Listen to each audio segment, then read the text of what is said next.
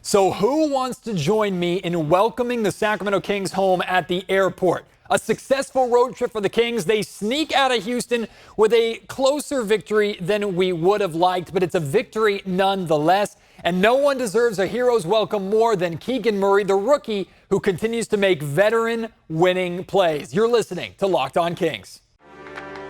You are Locked On Kings, your daily Sacramento Kings podcast, part of the Locked On Podcast Network, your team every day.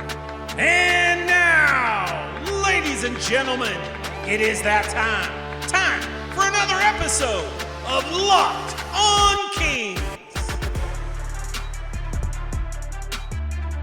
Hello and welcome to Locked On Kings, your podcast hub for Sacramento Kings coverage all regular season long. Today, presented by PrizePicks. First-time users can receive a 100% instant deposit match up to $100 by using promo code Locked On. That's PrizePicks.com, promo code Locked On. My name is Matt George. I have the privilege of being your host here. I'm a Sacramento sports reporter and producer for ABC 10 News, and I'm trying to get the heart rate down. It's not helping that I'm very excited to record this podcast tonight because after a ho-hum first half where the Sacramento Kings were slightly trailing and I was looking at this game going, what in the world do I talk about for half an hour? We got a wild finish in Houston. Now, remember what I said after the most recent Locked On Kings podcast a couple nights ago when the Kings beat the Houston Rockets comfortably by 20 points. I said, the Kings still need to handle their business in the final game. It doesn't matter how they win. They just got to get the win.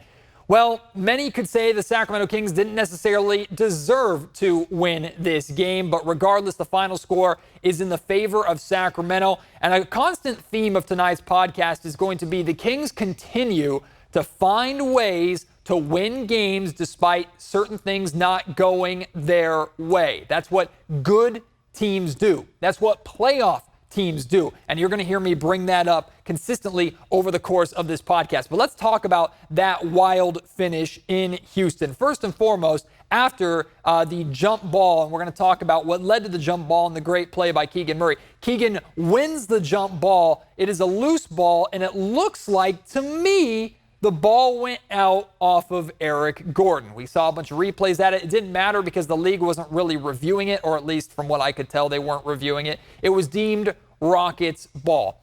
It didn't end up mattering as much as it could have. It would have been one of those things that we impatiently waited for the last 2-minute report to confirm our worst fears or make ourselves feel even more disgusted by maybe another call at the end costing the Sacramento Kings when it should have been the other way. Regardless, it didn't end up mattering that much. I will say, too, maybe there could have been a call on De'Aaron Fox for going over the back of Eric Gordon trying to secure that loose ball. Regardless, the Houston Rockets have to inbound the ball.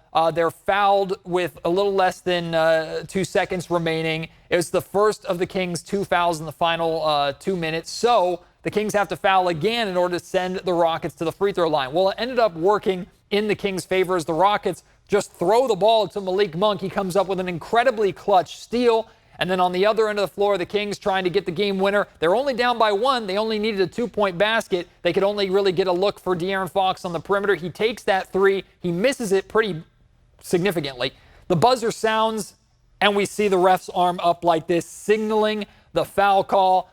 It was a foul on Eric Gordon. Now, De'Aaron Fox, I think, sold it a little bit. There's no problem with that. De'Aaron Fox did what he had to do as a shooter. He flailed a little bit to make it look a little more egregious than it was. But regardless, I think the last 2-minute report, not that it matters because that's useless, but the last 2-minute report should confirm that it was a foul on Eric Gordon. He hit him with the hip right into Fox's body, did not give him an area to land. There was contact made. So by my understanding of the rule, it is a foul. And De'Aaron Fox steps to the free throw line and buries all 3 free throws. The first one took a couple bounces on the rim, stressed us out a little bit, but did fall in to tie the game. He hit the second one to give the Kings the lead with less than a second remaining. And then the third one, it looked like De'Aaron was maybe trying to intentionally miss it. He shot much more of a higher-arcing free throw than he usually does, but he still made it. Doesn't matter. Kings win by 2, 130-128. And before we move on from that wild finish, I don't want to just brush under the rug the fact that Fox made those final 3 free throws. The progression of De'Aaron Fox over the course of his career, we can point to a bunch of different areas, right? We can point to his ability as a playmaker, point to him using his speed significantly, or he's more smart or cerebral with how he uses his speed. Instead of just relying on that quickness and sometimes being a little out of control, he uses that burst to get by defenders, get to his favorite spots on the floor, and then hit his shots. Of course, his development as a clutch scorer, which he's really shown off here at this point in the season. But De'Aaron's development as a free throw shooter has been incredibly significant. Something that we can't just brush under the rug, and something that we don't just want to accept as, oh, it's what he should be doing. I understand De'Aaron Fox should be hitting the majority of his free throws, right? Should be shooting better than he has over the course of his career. This season, he's shooting 78% from the free throw line. You would like to see that, of course, get into the 80s, but 78% as of right now is a career high for free throws for De'Aaron. But still, for him to step to the line on the road in a crucial situation and to bury all 3 free throws, it's not just what stars do. Sure, we expect it, but we also, I think, should appreciate and recognize how De'Aaron has improved as a free throw shooter over the course of his career, where he went from someone where sometimes it was a flip of a coin and he could miss a handful in a row, especially with how the Kings this season have sometimes gone ice cold from the free throw line. Fox has been fairly consistent all season long. And here he is turning into this player that the Kings can rely on, that fans can rely on when he steps to the line at crucial moments at the end of games. All right, I can't put it off any longer. You know how big of a Keegan Murray fan I am. If you've listened to the Locked On Kings podcast since the summertime, before the draft, when the Kings moved up in the draft, even before the draft lottery, I've been talking about how much I love Keegan Murray, right? I just think Keegan Murray was the perfect pick for the Sacramento Kings. Was thrilled when the Kings were in a position to be actually able to draft him. I understood the debate of like the athleticism and the kind of pizzazz and the flair of Jaden Ivey versus Keegan being kind of more of a fundamental player, a little less flashy, a little less exciting. Maybe Jaden Ivey having the higher ceiling than Keegan Murray. We went through that entire thing, and I was consistent throughout the entire thing telling you Keegan Murray is the right pick for the Sacramento Kings, and he continues to prove it time and time and time again. This is over the final 3 minutes and 41 seconds of this game, okay? First off, Keegan Murray forces a steal, then in transition hits a pull-up runner three-pointer. That 3 gave him the new record for three-pointers made by a Kings rookie. It was 129 by Bogdan Bogdanovic. He tied that, I think, in the second quarter, and then he broke it in the fourth quarter. And yeah, we haven't even reached the All-Star break yet. So he's not only the new record holder, he's going to set a significant gap between him and Bogey in number 2. Then he draws a charge on a Rockets fast break. Had the Rockets converted on that fast break, they would have gone up by 5 points with less than a minute remaining.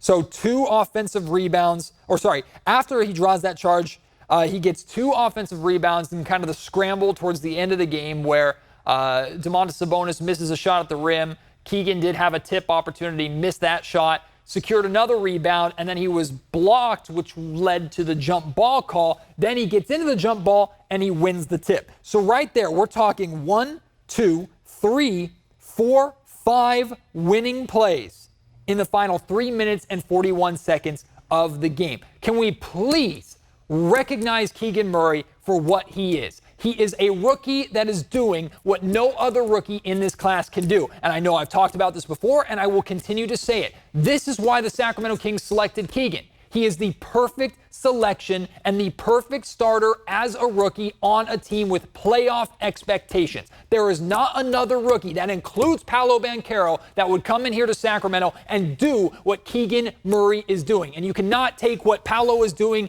in where the hell is he? Orlando. Thank you, Brain. Or you cannot take what Benedict Mathurin is doing off of the bench in Indiana and just plug it into Sacramento and say it would be the exact same. It wouldn't. Keegan fits perfectly with the stars of the Sacramento Kings. He is one of the best shooters in the league, already the best shooter in terms of 3 points made by a rookie in Sacramento Kings franchise history, and he makes high basketball IQ winning plays night in and night out. These are plays that you typically see players take 3 to 4 years in the league to understand. How to draw charges at the end of games, getting in the right position, making the right choice, that split-second decision, winning jump balls, competing on the offensive glass to get 2 different offensive rebounds, hitting a clutch transition 3. This is what Keegan Murray does for the Sacramento Kings. Put some respect on his name, because this should be impactful in the Rookie of the Year voting, and it will not be compared to the numbers that Paolo Banchero is putting up. And that's fine. Paolo Banchero can win Rookie of the Year, and you know what? He deserves it. That's totally fine. I think he's running away with that award. He's putting up excellent numbers in Orlando, and the Magic should be thrilled with what he's doing there. But what I'm saying is there is not another rookie in this class that impacts winning basketball like Keegan Murray does. And if he can do this right now as a rookie, imagine what he's going to be able to do 3-4 years down the road. And on top of that, too, Keegan is already making these fundamental winning plays as a rookie, and yet Mike Brown and the Sacramento Kings are asking for more from him. They're asking for more, better weak side defense. He has to get better on the defensive end, better rebounding. And look, here he is on the offensive glass with 2 clutch rebounds that helped the Kings ultimately win this game. A rookie is doing this. Monty McNair hit this draft pick out of the freaking park. Out of the park.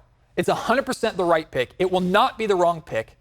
And I'll tell you this, Keegan Murray is going to be looked at as one of the best draft picks in Sacramento Kings history, and it's not going to take long for him to get there. We're not going to have to wait to the end of Keegan Murray's career to go, that was one of the best draft picks in Kings history. He is going to be up there with the DeMarcus Cousins, up there with the De'Aaron Fox, up there with the Peja Stojakovic by the time his career is said and done.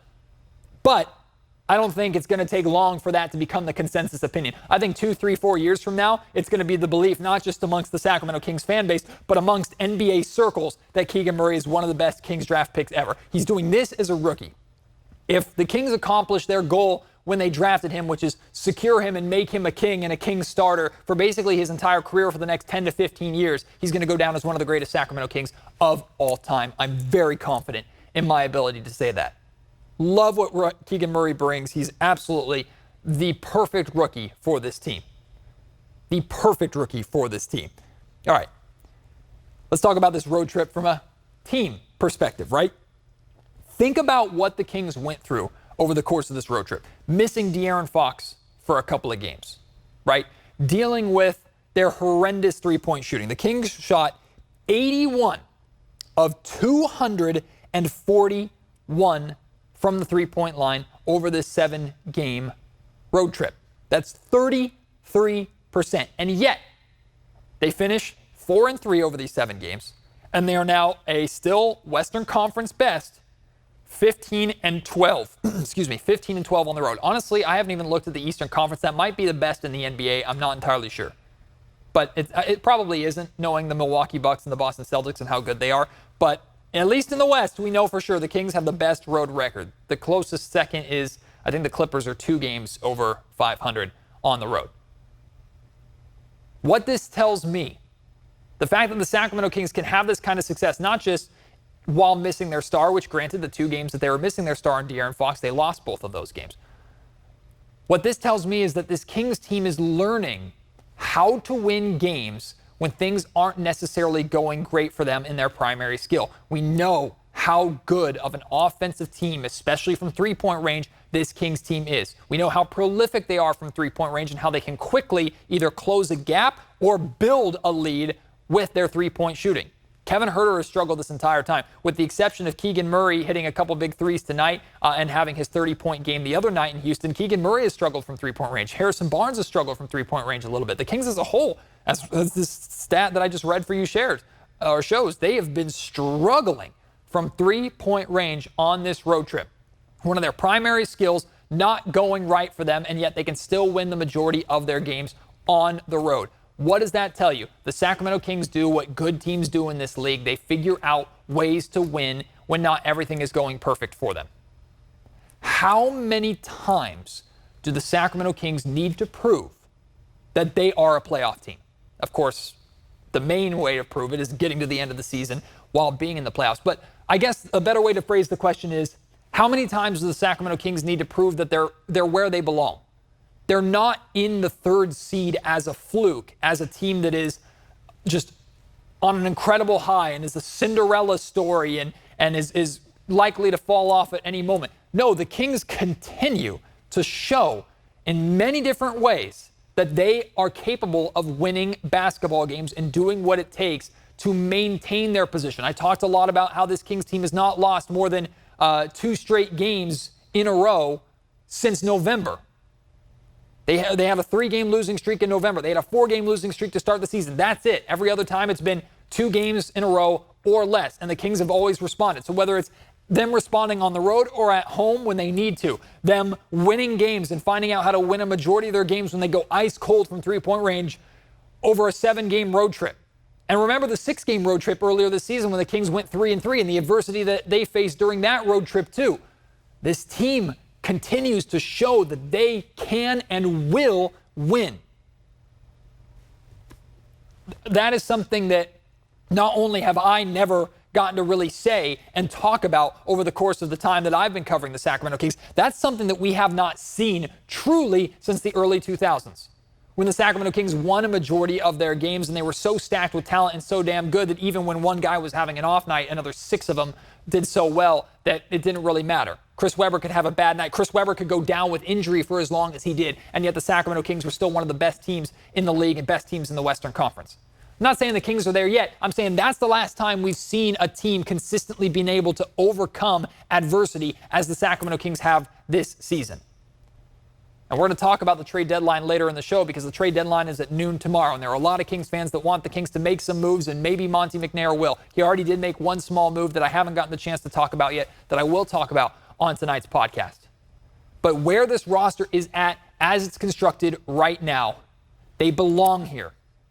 So maybe all Monte McNair is looking to do is get the moves that secure their place and cement them as a top 3, top 4 seed in the Western Conference. Look, you want to talk about how close the teams are behind them? That's fine. Clippers right on their heels. Mavericks are going to come in for 2 massive games this weekend. We're going to get to see Kyrie and Luka together for the first time, according to reports. These are massive games, sure. But if we're going to talk about and we're going to acknowledge that the Kings are only 4 or 5 games from dropping into the play-in picture, then we also have to acknowledge that the Kings are only 2-3 games, I think less than that now, back of the Memphis Grizzlies in the 2nd seed. Forget about the Nuggets at number 1. They're up there. They're not going anywhere. I mean, why can't we talk about that too? You got to look at it both ways. The Kings belong just as much in the conversation for snatching 2 as they do falling down to 8, 9, or 10. Feel very confident in saying that. Great win tonight. Stressful as all hell win tonight. But the Kings are a good team. They continue to find ways to win. They continue to overcome adversity, whether it's ugly or it's pretty, whether they're raining threes or couldn't hit a shot. The Kings are winning the majority of their games still through it all, and that should excite Sacramento Kings fans. This episode of the Locked On Kings podcast is brought to you by Built Bars. And if you've made it this far into your New Year's resolutions of eating healthy or losing weight or maybe putting on some muscle and packing in that protein that you need, congratulations, you made it through the hardest part. But it's still, you still got 10 more months plus February, 11 more months to go, right? Allow Built Bar to help be your rock to keep you on the right track all year long. Built products are amazing, whether it's their Built protein bars that they're known for, their Built granola bars, or their protein-infused marshmallow puffs. They help satisfy that sweet tooth that Built doesn't believe you have to get rid of in order to accomplish your fitness or health goals of just eating better and giving your body the nutrients that you need. And how does it replace those sweet treats? Well, not only are their flavor profiles amazing like churro or brownie batter or my favorite mint chocolate chip, they're covered in 100% chocolate. All this sweetness that can rival or sometimes replace and beat out candy bars, and yet we're talking only 130 calories per bar, 4 grams of sugar with a whopping 17 grams of protein. Yeah, these things are the real deal, and you can get them right now at your local Walmart or Sam's Club. Go to the pharmacy section, grab yourself a box, give them a try, and when you know the flavors that you want, go to Built.com. You can order your own custom boxes there. Give Built Bars a try. You won't be disappointed.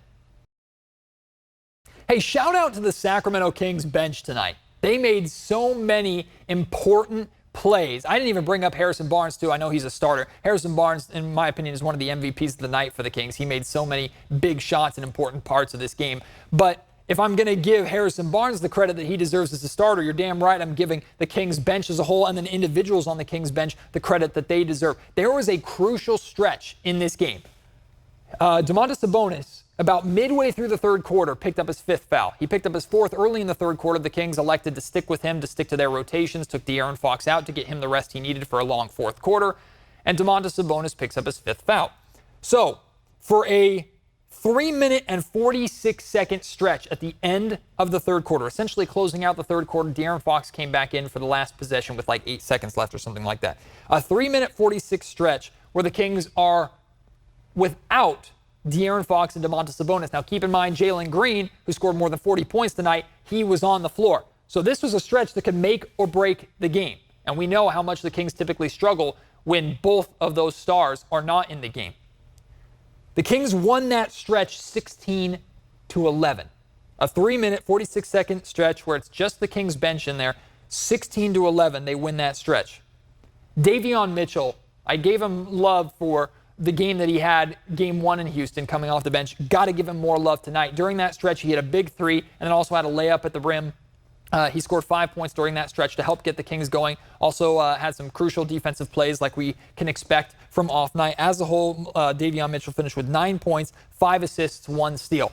That is the winning plays, Davion Mitchell. We talk about all the winning plays that Keegan Murray makes and how important that is to the team. When you're getting these kind of winning plays, even if it's not in crunch time of a close game, but it's over the course of a 4-quarter game, you're getting these plays from Davion Mitchell. I'm telling you, it exponentially increases the Kings' likelihood of winning. This value from Davion off the bench doesn't always show up in the stat column. His box score was much better tonight than it was last night, but I would put these two games on an even tier.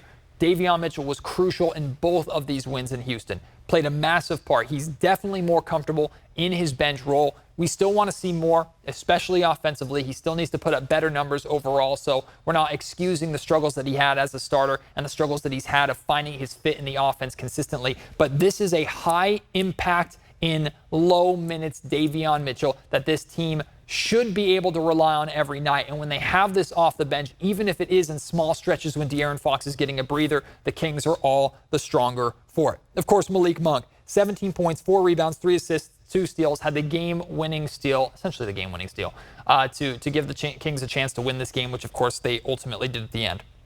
Malik Monk, over the last handful of games, but really this entire road trip, has really come alive for the Kings. And he has been in a slump. January was not a good month for Malik Monk. And we saw earlier on in the season when the Kings were on their 7-game winning streak how important Keegan was to the Kings at that time and how much of an energizer bunny he was off the bench and how much he impacts games and gets the Kings crowd involved at home. Well, here is Malik Monk becoming a rock for the Kings on the road, a reliable scoring threat and someone who, especially in the games when De'Aaron Fox was out, even though the Kings lost both those games, Malik Monk was the guy shouldering the load and taking on I would say the vast majority of responsibilities that De'Aaron Fox has. And in addition to that, even when Fox and Monk are sharing the floor together like they tend to do during stretches of the game, with Domantas Sabonis out, Malik Monk even takes some of the responsibilities of Domantas Sabonis as a facilitator, finding his teammates and playing off of De'Aaron Fox and giving De'Aaron the opportunities that he gets attacking the basket or the space that he needs in and around the basket. Malik Monk is essential to the success of the Sacramento Kings.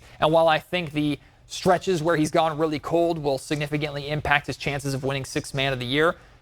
Sixth Man of the Year to me means importance. Someone who is a difference maker even though he's not in the primary starting 5. Someone who sometimes comes in and makes the team even better. You think about the Jamal Crawford teams with the Los Angeles Clippers, right? Jamal Crawford came in off the bench and essentially made the Clippers way better than they were with their starting 5. But that was his role. Manu Ginobili with the San Antonio Spurs, right? That's already a great team. Manu Ginobili comes in and is a complete game changer, made a career out of doing stuff like that. I mean, Jason Terry even to some extent, although I know he's not the most popular name here in Sacramento. That's what I think about when I think of 6 men. And when Malik Monk is on, this team is as close to the best that they can be. And when Malik Monk is off, even if De'Aaron and Sabonis and Kevin Huerter and other guys are doing enough for the Kings to win, there's something significant that's missing. You could just see and you can feel with the energy of the way the Kings play. When Malik Monk is not being as impactful as he's been over this road trip, the Kings really miss that.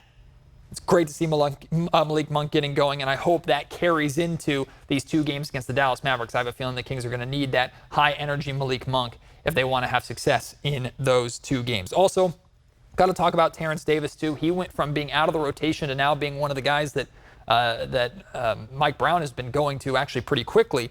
Terrence Davis had 10 points tonight, but a very efficient 4 of 7 shooting from the field, 2 of 3 from three-point range. We know he's a microwave scorer. We know he can go off at any moment. You give me this from Terrence Davis off the bench in limited minutes on a nightly basis. Can't ask for more than that. Also, he's not a bench player, but I do have to give a shout out to Domantas Sabonis, right? Because I mentioned earlier him picking up his fifth foul it was over the 6-minute mark in the third quarter. So he sat out for over a 12-minute stretch, or almost a 12-minute stretch. Yeah, almost a 12-minute stretch. He sat out from the rest of the third quarter and early on in the fourth quarter. But he still came in with 8 minutes and 33 seconds to play. He finished out the game. Didn't pick up that sixth foul. And believe me, Alperen Şengün and the rest of them, they were going right at Sabonis, trying to get him to pick up that sixth foul. He still played physical. He was still impactful on both ends around the paint and around the rim, and didn't pick up that sixth foul. That's a credit to Domantas Sabonis and the high basketball IQ that he has. Like I said at the top of the show, today's episode of the Locked On Kings podcast is brought to you by Prize Picks. Prize Picks is the #1 way to play daily fantasy sports, especially daily fantasy basketball. And I'll tell you how it works. You pick 2 to 6 players, and if they will score more or less than their Prize Picks projection that night. So, for example, I don't know exactly what the number was, but maybe De'Aaron Fox was he was plus minus 16.5 points per game tonight. Well, that's a pretty easy bet for De'Aaron. You take the over, you win that. Maybe Malik Monk was at 14.5. Well, you take the over, then Malik Monk covered for you. You pick, again, 2 to 6 players like that, and you can win up to 25 times your entry. And here's the best part. You don't have to worry about taking on those sharks that are on these dual sites and things like that pit you against these guys who, this is how they make their money. They do this for a living when you're just doing it as a hobby, and they take your money. You don't have to worry about that. It's just you versus the Prize Picks projections. And they offer projections on any sport, including the NBA, NFL, MLB, NHL, PGA, college sports like basketball, football, men's and women's, soccer, WNBA, esports, NASCAR, tennis, MMA, boxing, and more. Entries can be made in 60 seconds or less. They offer safe and fast withdrawals, and are currently operational in over 30 states or Canada. If you sign up right now, use our promo code LOCKEDON, you can receive a 100% instant deposit match up to $100. So you deposit $100, you get $100. You deposit $50, you get $50. It's free money to help you make money on Prize Picks. All right, let's talk about the trade deadline a little bit before we wrap up. Noon tomorrow. So you're not going to have to wait long for the next episode of Locked On Kings. I'm going to be joined by Sacktown Sports 1140's Chris Watkins. He's going to join me. We'll record after the trade deadline is over, release that a little bit later in the afternoon. Not going to be doing a live show because of other media obligations that I have. So it will not be live, but it will be a trade deadline reaction show coming early to mid-afternoon tomorrow. So keep an eye out for that. The Kings have already made a move since we last recorded Locked On Kings. A very minor move. They acquired Kessler Edwards from the Brooklyn Nets. Essentially, they used one of their TPEs, which was like a $1.6 or $1.7 million trade exception. And by using this trade exception, they can absorb Kessler Edwards into their salary cap without having to send any money out. The only thing they gave the Brooklyn Nets were the draft rights to a player. I didn't even write his name down. A player that probably none of you have ever heard of. They had his rights, drafted him a while ago, whatever. They lose that. They get Kessler Edwards. People like, what should we think of this young man? He's 22 years old. He's 6'7", 6'8". He's a defensive wing that is a close to or like high 30s career three-point shooter in his time in the G League, averaging like 16 points per game in the G League. So essentially, you've heard of low risk, high reward moves, right? He's a no risk, potentially high reward. And the high reward is a consistent rotational piece and consistent Kings defensive player. The Kings need wing depth, and they, of course, need defensive depth. I don't know if Kessler Edwards will ever step on the floor for the Sacramento Kings this season other than garbage time. I have no idea, but they took a flyer on a young man that fits, at least age timeline-wise, with the rest of the Sacramento Kings core is doing. They allow him to be in their system, see if he can continue to develop into a rotational defensive option that this Kings team needs, can theoretically space the floor a little bit better than maybe someone like KZ Okpala can. So we'll see if it works out. If not, if we never discuss it beyond tonight, That's fine. It's whatever. It costs the Kings next to nothing. But again, if the Kings make any more moves, which I wouldn't be surprised if they don't, wouldn't be surprised if they do. I trust Monty McNair completely. Whatever that happens, we will do a trade deadline show reacting to whatever the Kings do and reacting to what everybody does around the league. And maybe the biggest move of the day already happened, which was the 3-team deal that happened today between the Lakers, Timberwolves, and Jazz. Touching on that really quick, the Lakers get D'Angelo Russell, Malik Beasley, and Jared Vanderbilt. Russell Westbrook and a 2017, I think, first-round pick go to Utah. Russ is expected to be bought out, and it sounds like Chicago and the Clippers, the Chicago Bulls and LA Clippers, are both interested in picking him up. And then Mike Conley Jr. and second-rounders go to the Timberwolves. The only thing I have to think about this is, why do general managers continue to help the Lakers? Like, I made a joke about this on Twitter, but it's almost the same thing for you NBA 2K, My GM, or My League fans. Being the Lakers general manager is like having that trade machine or that trade finder on, and you'll just find a deal that a team will automatically accept that's somehow a way better deal than you deserve. I don't know why the Lakers just get deals like this to happen, because they're the Lakers. I understand that Danny Ainge and the Utah Jazz are continuing to compile draft assets. I don't know why they felt the need to give up this much for a 2017 or later first-round pick that they got from the Lakers, but whatever. I mean, the Jazz are bowing out essentially. Fine by me. The Lakers have a lot of ground to make up, so I'm not too worried about them. Plus, the Kings don't play the Lakers anymore this season, so it's going to be hard for them to make up the gap, and the Kings have the tiebreaker against the Lakers, so I'm not really concerned from a Kings perspective. And the Timberwolves, I like Mike Conley, so maybe he's better in Minnesota. I don't know. I think the most confusing part of this trade is why the Lakers continue to get deals like this when they're in such a horrible position roster-wise and cap-wise that they can still somehow find a way to wiggle their way out of it. I have no idea, but again, similar to the move to bring Kyrie Irving to the Dallas Mavericks, it doesn't really concern me any more than I was concerned before the trades were made. So, trade deadline show coming tomorrow. I hope you will join me for that. I want to hear your thoughts on tonight's game, your thoughts on Keegan Murray, De'Aaron Fox, your thoughts on the Kings bench, Malik Monk. Send them to me. Let's talk about it. I know you have reactions to tonight's win and your final either predictions or requests for the trade deadline. Send them those to me at MattGeorgeSack on Twitter. Email me, mattgeorgesports@gmail.com, or leave your thoughts in the YouTube comment section down below. Appreciate your support as always. Can't wait to have you join me tomorrow. Until then, my name is Matt George. You have been listening to Locked On Kings, part of the Locked On Podcast Network.